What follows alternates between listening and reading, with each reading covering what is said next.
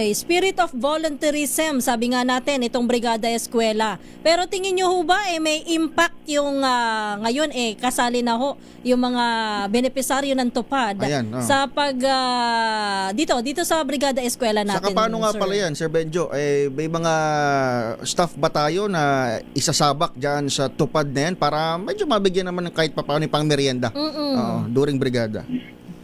Hindi naman po ang merienda po yan yung medyo masakit yan na katotohanan na wala naman po talaga tayong pondo yung ating mga paaralan para din sa mga pamerienda, no? And even dito po sa mga trabaho na po ito, no?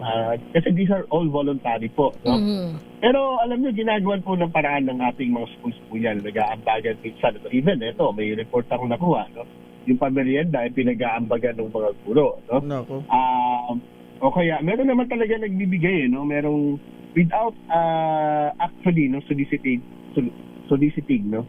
Without actually asking for it. But makusa nagbibigay po voluntarily, no? Nagbibigay sila ng donations sa ating eskwelahan, no? Kasi discourage po naman talaga yung cash, no?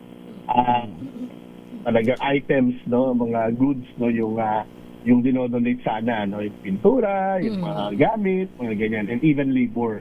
Diba? Pero syempre, yung mga ilan sa ating mga stakeholders, no, na mga parents or alumni or stakeholders po natin, gusto magbigay ng cash po, no, yun sir, no, ang nagiging budget natin para sa merienda. Pero wala talaga siyang, masasabi po natin, wala talaga siyang budget for that. Ayokong inega, sir, itong Dole Tupad.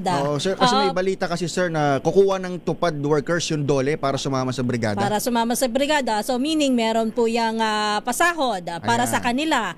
Ito nga, kaya nga binanggit ko kanina, yung spirit of volunteerism, hindi po kaya tama rin naman yung ibang mga magulang na sasama sa brigada eskwela. Kasi itong mga ito, may sahod. Tapos kami, maglilinis. Ng tupad workers. Maglilinis. Tapos wala naman kami pa ang magagastusan. Hindi kaya ganun po, sir, ang mangyari? Well, baka may ganong epekto, no? Pero traditionally naman po ginagawa natin ever since ito, no? At ngayon lamang naman talaga parang i-impose itong role, no? Yung tupad, no? Ano ba tawag natin dyan? Recipients or whatever, no? Na mag-join, no? Dito sa Brigada Eskwela. Sa tingin naman namin, makakatulong din naman sila siguro ng malaki dyan, no? Dahil ang dami niyan, diba? Nakikita niyo naman po, may mga memes na 5 sila, isang dahon lang yung winawalis, diba? At least dito sa, memes lang naman yun. Pero dito po sa schools natin, sigurado tayo, no, na makakatulong po sila. Okay. Diba? Dahil marami pong mga trabaho, maglilinis ng mga classroom, no?